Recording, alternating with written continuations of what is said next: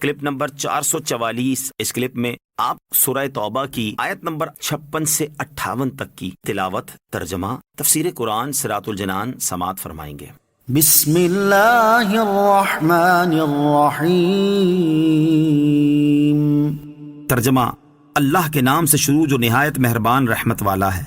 وَيَحْلِفُونَ بِاللَّهِ إِنَّهُمْ لَمِنكُمْ وَمَا هُمْ مِنكُمْ وَلَكِنَّهُمْ قَوْمٌ يَفْرَقُونَ لَوْ يَجِدُونَ مَلْجَأً أَوْ مَغَارَاتٍ أَوْ مُدَّخَلًا لَوَلَّوْا إِلَيْهِ وَهُمْ يَجْمَحُونَ۔ ترجمہ، اور منافق اللہ کی قسمیں کھاتے ہیں کہ وہ تم میں سے ہیں، حالانکہ وہ تم میں سے نہیں ہیں، لیکن وہ لوگ ڈرتے ہیں۔ اگر انہیں کوئی پناہ گاہ یا غار یا کہیں سما جانے کی جگہ مل جاتی تو جلدی کرتے ہوئے ادھر پھر جائیں گے۔ وَيَحْلِفُونَ بِاللَّهِ، اور اللہ کی قسمیں کھاتے ہیں۔ منافقین اس پر اللہ کی قسمیں کھاتے ہیں کہ وہ تمہارے دین و ملت پر ہیں اور مسلمان ہیں، لیکن اللہ عز و جل نے فرما دیا کہ وہ تم میں سے نہیں ہیں، بلکہ تمہیں دھوکہ دیتے اور جھوٹ بولتے ہیں۔ وہ صرف اس بات سے ڈرتے ہیں کہ اگر ان کا نفاق ظاہر ہو جائے تو مسلمان ان کے ساتھ وہی معاملہ کریں گے جو مشرکین کے ساتھ کرتے ہیں، اس لیے وہ براہ تقیہ اپنے آپ کو مسلمان ظاہر کرتے ہیں۔ آیت وَيَحْلِفُونَ بِاللَّهِ سے معلوم ہونے والے مسائل۔ اس آیت سے چند مسئلے معلوم ہوئے۔ نمبر 1، تقیہ کرنا منافقوں کا کام ہے، مومن کا کام نہیں۔ نمبر 2، جب عمل قول کے مطابق نہ ہو تو قول کا کوئی اعتبار نہیں۔ منافق قسمیں کھا کر اپنے ایمان کا ثبوت دیتے تھے، مگر رب تعالیٰ نے فرمایا کہ وہ تم مسلمانوں میں سے نہیں ہیں۔ نمبر 3، مسلمان دو طرح کے ہیں، حقیقی مسلمان اور ظاہری مسلمان، یعنی دنیاوی احکام کے اعتبار سے مسلمان۔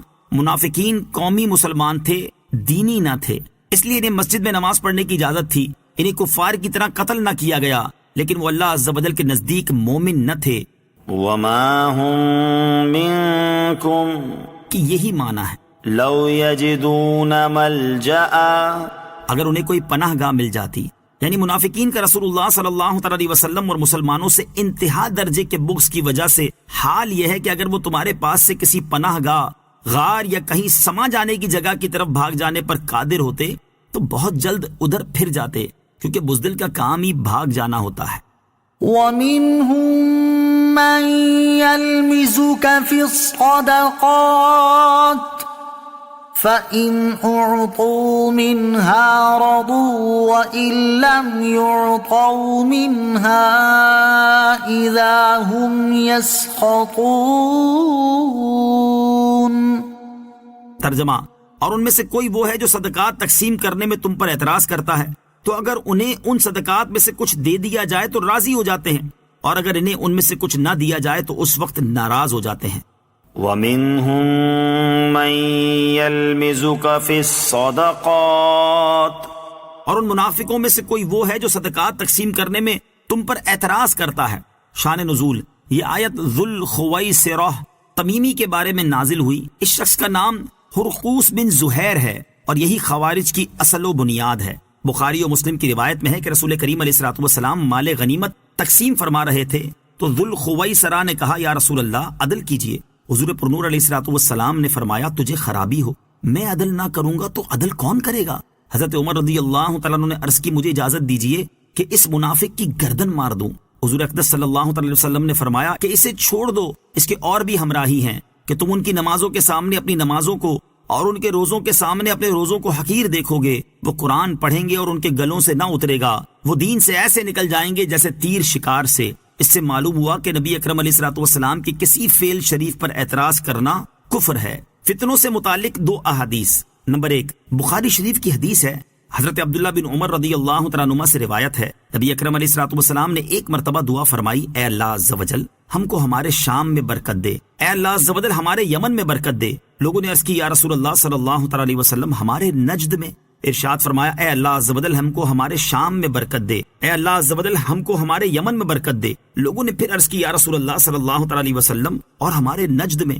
حضرت عبداللہ بن عمر رضی اللہ تعالیٰ عنہما فرماتے ہیں، میرا خیال ہے کہ تیسری بار میں ارشاد فرمایا کہ وہاں زلزلے اور فتنے ہوں گے اور وہاں شیطانی گروہ نکلے گا۔ نمبر 2، مسلم شریف کی حدیث ہے، حضرت علی المرتضیٰ کرم اللہ تعالی وجہ الکریم فرماتے ہیں، میں نے رسول اللہ صلی اللہ تعالی علیہ وسلم کو یہ فرماتے ہوئے سنا ہے کہ آخری زمانے میں ایک قوم نکلے گی جو کم عمر اور کم عقل ہوں گے۔ رسول اللہ صلی اللہ تعالی علیہ وسلم کی احادیث بیان کریں گے، قرآن مجید کو پڑھیں گے اور وہ ان کے حلق سے نیچے نہیں اترے گا، اور وہ دین سے اس طرح نکل جائیں گے جیسے تیر کمان سے نکلتا ہے، اور جب تم انہیں پاؤ تو ان کو قتل کرنا، کیونکہ جو ان سے جنگ کرے گا اور انہیں قتل کرے گا قیامت کے دن اللہ تعالیٰ کے ہاں اسے اجر ملے گا۔ فَإِنْ أُعْطُوا مِنْهَا رَضُوا، تو اگر انہیں ان صدقات میں سے کچھ دے دیا جائے تو راضی ہو جاتے ہیں۔ معلوم ہوا کہ دنیاوی نفع پر حضور اکرم علیہ الصلوۃ والسلام سے راضی ہو جانا اور نفع نہ ہونے کی صورت میں ناراض ہو جانا منافق کی خاص علامت ہے۔ ایسا آدمی نبی پاک علیہ الصلوۃ والسلام پر ایمان نہیں لایا بلکہ اپنے نفس پر ایمان لایا ہے۔ اخلاص نہ ہونے کی علامت یہ ہوتی ہے کہ جب تک فائدہ ملتا رہے تب تک راضی خوش ہیں، اور جب فائدہ ملنا بند ہو جائے تو برائیاں بیان کرنا شروع کر دی جائیں۔ آج بھی کسی آدمی کے دوسرے کے ساتھ مخلص ہونے کا یہی پیمانہ ہے کہ اگر کوئی شخص ہم سے فائدہ حاصل کرتے وقت خوش اور راضی ہو اور تعریفیں کرے، اور فائدہ ختم ہو جانے پر سلام لینا گوارا نہ کرے، تو یہ مخلص نہ ہونے کی علامت ہے، اور افسوس کہ فی زمانہ اسی طرح کی صورتحال ہے۔ صلو علی الحبیب صلی اللہ تعالی علی محمد صلی اللہ تعالی وسلم۔ مجھے اپنی اور ساری دنیا کی لوگوں کی اصلاح کی کوشش کرنی ہے انشاءاللہ عز و جل۔